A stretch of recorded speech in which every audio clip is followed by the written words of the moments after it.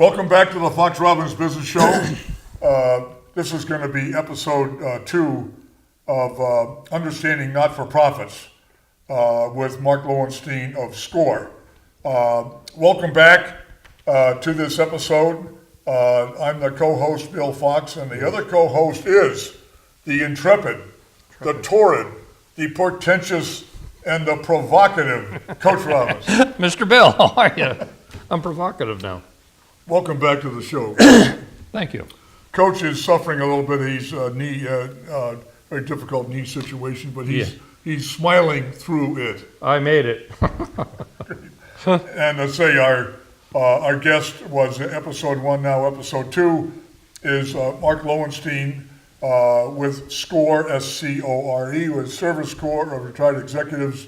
That's a part of the federal SBA, Small Business Administration. So SCORE is ubiquitous. I mean, it's nationwide and provides a mentorship, without charge to the small business community. It's a central part of our economy, the strength of the American economy, as far as I'm concerned. But Mark, welcome back to episode number 2. And hello, Mark. Cliff. Good to see you. we had in episode 1, we had done the intro to SCORE and what is not-for-profit, and we did what is the difference between a not-for-profit and a for-profit, so-called. Tried to sort that out, and got into mission, developing an idea, concept, and a statement for mission for a not-for-profit, whether it's starting up or ongoing. I don't know if you want to call it that, but the competitive environment. Is anyone else doing what you're doing currently? If you're starting one up, but even if it's an ongoing not-for-profit, Sure. This is something to look at. What makes you different? And Mark, you talk a lot about creating, at the state and the federal level to achieve this tax exempt status. And we stopped in episode 1 at board of directors. Yep. And there's a lot of meat there in that topic. And so let's take off from there, Coach. Absolutely. We were talking about the board of directors. And Mark, tell us a little bit about the chair of the board of directors. Yes, the chair has a critical role. Yep. It would be like in any for-profit situation. Right, chairman. Who's the boss? It's not quite a boss situation, but the chair will direct traffic, so to speak. Right. Try to manage the people. In any organization, the chair, nonprofit, takes a lot of responsibility. And frankly, succession planning for boards is critical, and that's not always. Sometimes you become the chair because you were the one who went to the restroom. Right. Okay, during the meeting. So it's. So in other words, the other members of the board of directors vote for a chair? Yes. Well, many organizations, there's really no competition. It's not usually a competition, Right. so to speak. And a lot of times it's just, okay, I'll do it. I'll do it, right. Okay. But the reality is if you're on a board, there's a responsibility to run this organization for the public good, as we discussed before. Responsibility, right. And a bad chair will send a good nonprofit into a tailspin Right. that you may or may not recover from. Right. And vice versa. A good chair will help Spiral that it up. organization move. So Right. who you choose for the chair is critical.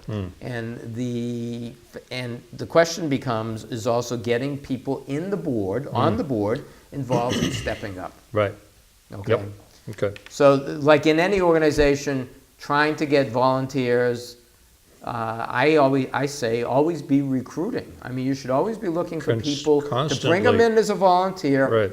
Don't put them on the board immediately. That's a bad strategy. It takes time for somebody. They should be involved in the organization for a year or so. Yeah. They know the group. They know the players.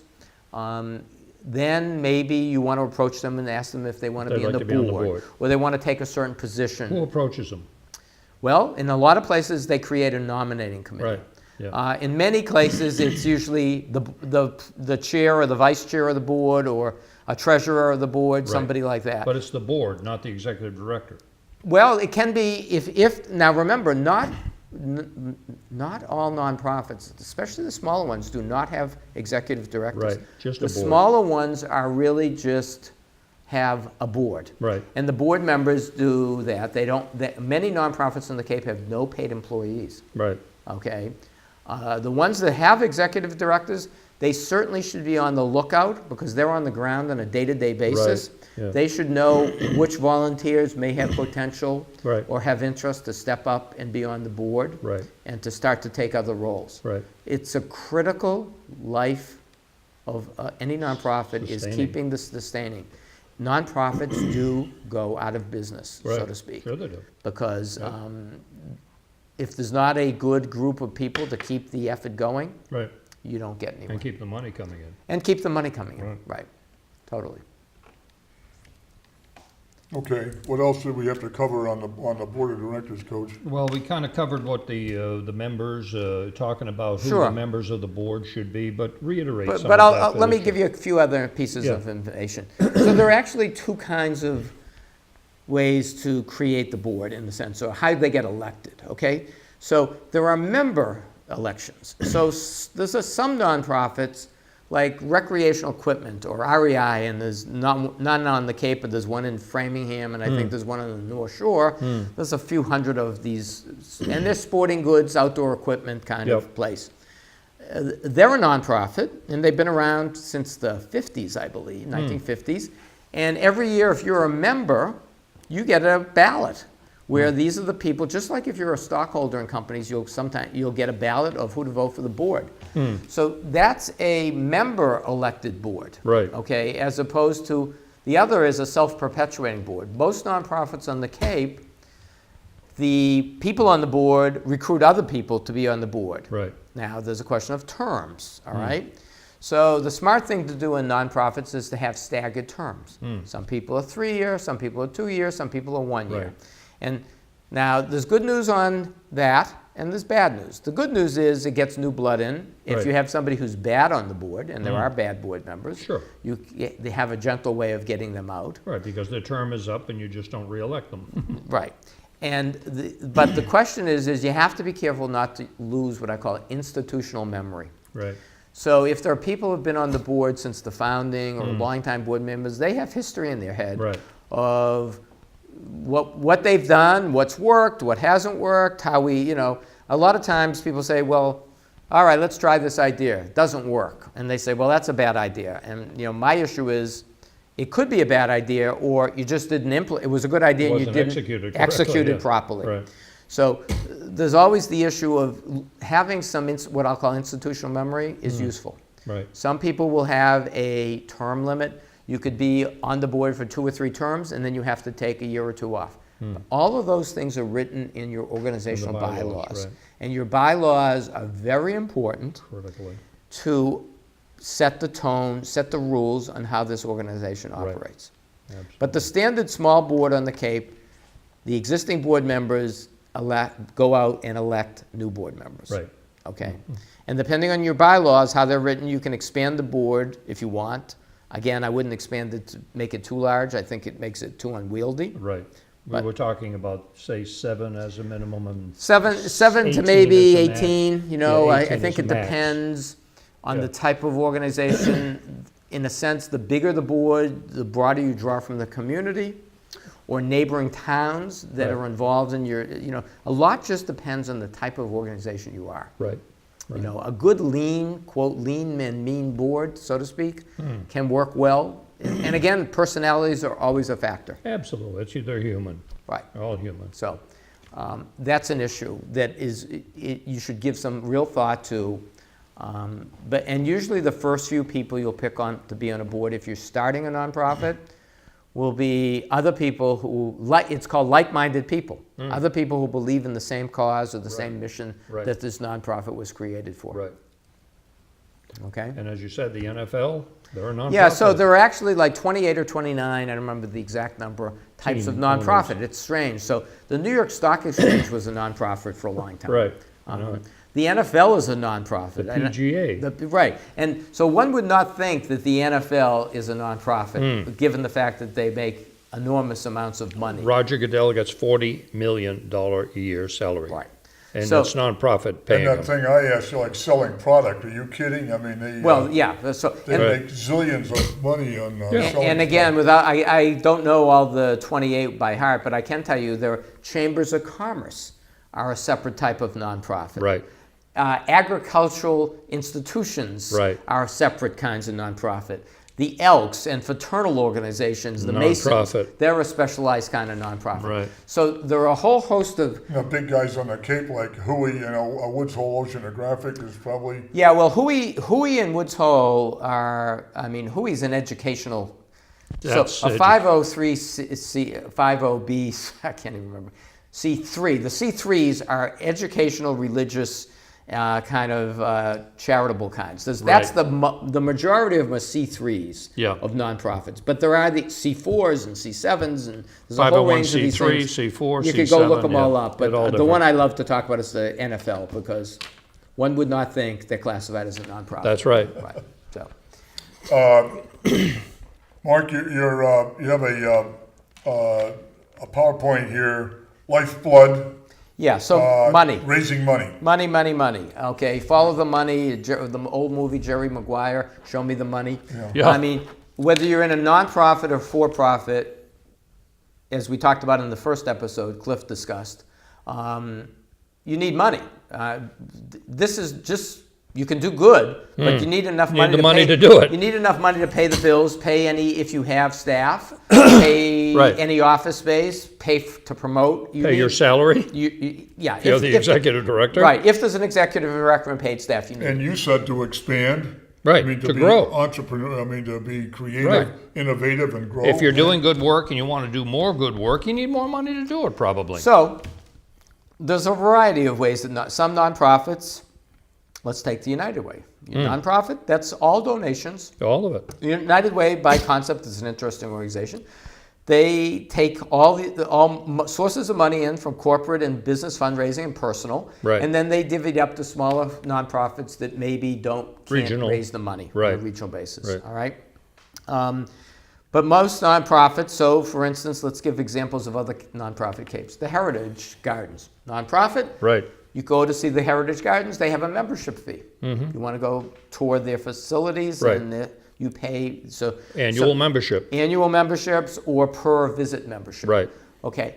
Too many nonprofits are functioning on continually, as Cliff does, a handout. This, right. Asking for money. That's a tough game to do year Especially in in a and down year, economy. year in and year out. And what will happen is you'll get a small cadre of people who Yep. believe in this and give year in and year out. Right. That's fine. The point is you're out, most of them come up short. Right. So then you either have to go to local foundations. You could have some kind of events maybe to raise money. Right. Raising money is, as I mentioned in the first episode, you're on a fundraising treadmill. It takes a lot out of the organization tiring. So one of the things to think about is what are our sources of income? Some will be from grants and donations. Right.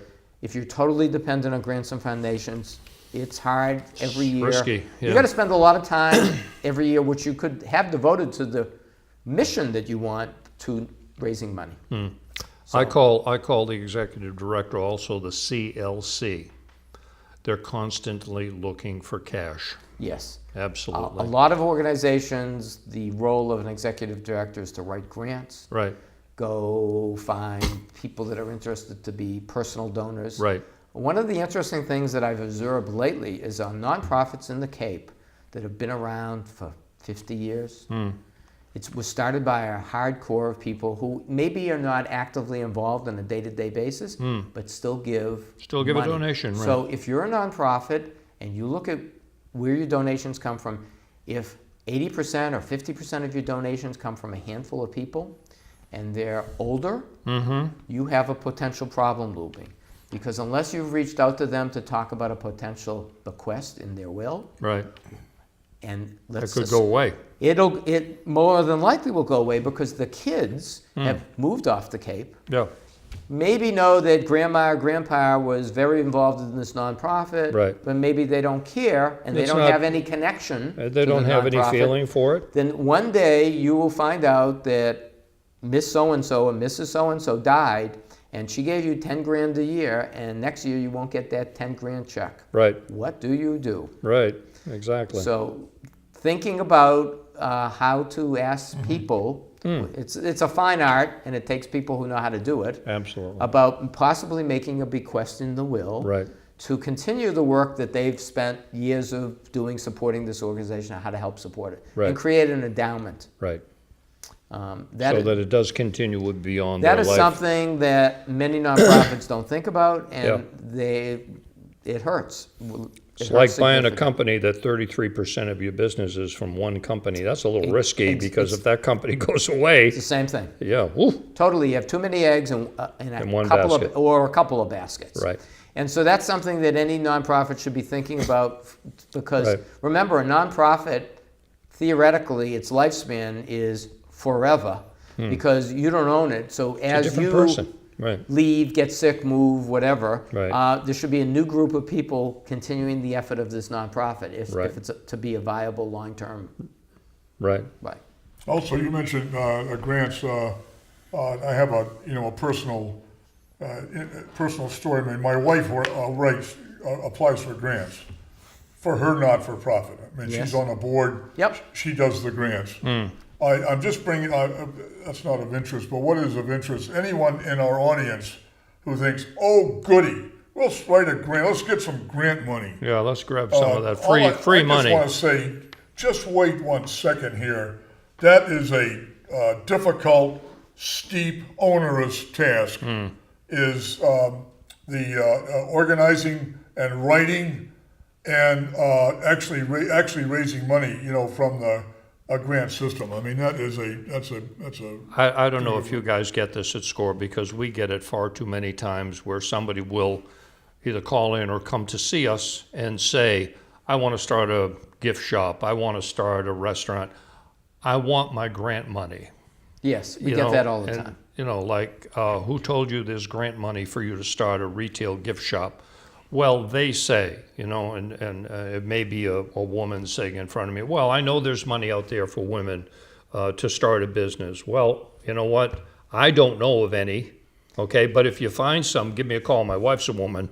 And, they just don't have the right idea about what money is available for them. Yeah, without getting too far off topic, we get the same question. We Yeah. get people come in and say, oh, well, I'm going to start a business.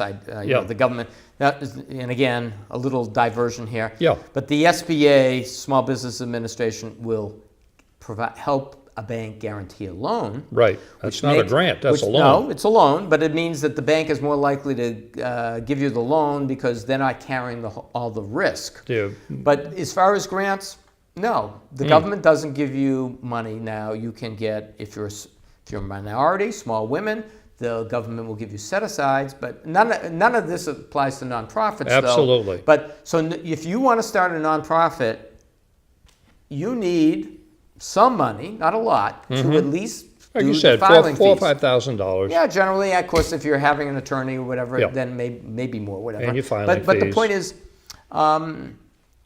you need something, and you need a lot of energy to get this thing off and Yeah. running. And as Bill said, there are plenty of foundations, and there are plenty of places, and there are sources where you can see what the mission or what foundations will what causes they'll give money for. What they're focused on. But occasionally there aren't that many people who write them, but a lot of times it's competitive. So it goes back to what I said in the first episode. You need a compelling story. You need to be able to explain to someone Yeah. why your reason for existence. Right. Okay. Without Your raison d'etre. Yeah, you're French. Okay. What's your reason for existence, and why should I give money or time to Right. your organization? Right. Because I don't know about you, but when I go to my mail every day or week, I get solicitations from many organizations All the looking for time. money. Yeah. So the question Including politicians. including politicians. But so the question is, you tend to give money to things that either, maybe a medical charity because you had somebody in your family who was sick from Exactly. cancer or heart attacks or Right. whatever. Right. Okay? Or there's something that you feel strongly about, an Something near environmental and dear cause. to you. Yeah, right. But the point is, one of the key parts to making a nonprofit successful is to make sure you tell a good story, compelling, of Mm-hmm. Right. what's the cause, why we're going to help make this better, why we're going to make the Cape better, society better. Whatever. That's a critical part. And, Elevator pitch. yeah, and I generally tell people you need 3 levels of kind of pitches. Yeah. Basic one is the elevator pitch. Basic 2 is a 1-page thing that if somebody says, send me some information. Mm-hmm. And the third one is a small PowerPoint in case you get the opportunity to pitch in front Make of a presentation. foundation board. Right. Where they want to know about it. Mm-hmm. Or you're going out in the community and you're pitching to the chamber meeting or the local fraternal organization. I generally suggest that you have 3 pitches. I agree. Absolutely. The quick, short elevator pitch. Face-to-face, 1 minute, 2 minute. The next one is something where I can hand you a 1-page or send it to you. Executive summary. Correct. And the third is a little PowerPoint. Little 10, 20, 30 PowerPoint. Right. And then generally, and you got to spend time explaining the problem, how you're going to help solve the problem, and why you're going to make life better for people. Right. And that's essentially what a nonprofit does. I agree. And it's funny, Bill, because I use the term nonprofit, not-for-profit. They're Yeah. generally synonymous, but it's interesting that they all mean the same thing, but you will find the different usage out there. Yeah, okay. So what else? By the way, that grant thing that I was spouting off about, but a grant for not-for-profits, they are lengthy. A grant is highly detailed. Yes. It Yes, is sir. hugely time-consuming. And one point I want to make to the audience is that if you say, I'm going to pursue a grant, all the time that you're preparing that grant application, you're not doing something else Right. that might be more important to you, for raising money.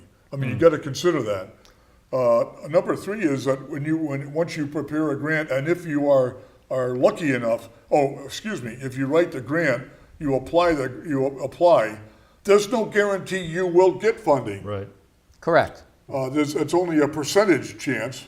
Yeah. And last but not least, if you write that grant, if you are granted money, you better follow what that grant says. Because you're going to be one. You just don't write that frivolously. Right. And then ignore, once you get the money, ignore what it. you want with You it, don't do right. that. Oh, excuse me, go No, ahead. no. That what you said is I totally agree with what you said. I mean, some organizations who give you money they have metrics. They want to measure that you've helped so many people with Meals on Wheels, or you've helped many people with financial education, or whatever. So, I won't mention the name of a foundation on the Cape that we talk to regularly. They're a little concerned that there are too many people doing the same thing, overlapping. And therefore, they're really intent on spending their money wisely. So if there are 2 or 3 groups doing similar things, they're going to look at how the group operates financially, Right. and are more likely to give the money to a group that's well-run Right. than one that isn't, because they want to see a return on investment, not for themselves, but for the community. But for the community, which Right. is where their heart is. So one of the things I've seen is people will have in their budgets grants in there. And I'm saying, I wouldn't put a grant as a known source of income unless you're absolutely sure they've told you they're giving you the money. Yeah. Because as Bill said, just because you write it doesn't mean you get it. Right. And there are people, if you're lucky to have someone in your organization who will, as Bill described it, his wife does for one organization, which I know the organization, to write grants, great. But otherwise, you have to hire. There are professional grant writers. There are professional grant writers who are trained by universities in the art. Right, and then they know. And one other interesting thing, so you have a board, okay? Not that being on the board means you have to give big money, no question. Yeah. But if I'm a funding organization, one of the questions I would ask is, has everybody on your board given something? Right. Whether it's $10, $50, $100, $1,000. or $10,000, it doesn't matter. But the point is, one of the things I would ask, if you don't have 100% participation from your board, Right. why should I give you money if your board, some people It's on not your even board, giving you money. Again, I won't mention a name. I know I've ran into a board where not everybody on the board paid their annual dues to be Yeah. in the membership, Yeah. which to me said, why not really are you committed. even on this board if Right. you won't pay your dues? Right. Now, if it's a matter of you don't have the financial wherewithal, I'm sure you can make an arrangement to have scholarships or certain things. Right. But the reality is if your board isn't willing on 100% to make a donation, whether it's $1 Yeah, or not, something. then why would I give you as a foundation Right. money? I agree. Okay, your final message was viable business models for not-for-profit is, what was your idea there? What is a good model for? Well, I mean, the good model is that you should have, you can't be fundraising 100% of your money every year. That's a Right. bad model. Yeah, very. People get tired. Your donors get tired. It's The economy goes a little bad, and this goes a little. sure. That I mean, goes I can away. tell you that in 2008, Yeah, good example. basically, there were a number of university colleges where people made commitments to donate money to name a building or to fund some Right. particular thing that they had Right. value in. And that was fine when they looked at their stock portfolio or their bank accounts and saw they had a lot of money. But when 2008 came, suddenly they didn't have as much money. Right. And a number of places, people withdrew their Yep. gifts. Right. Okay?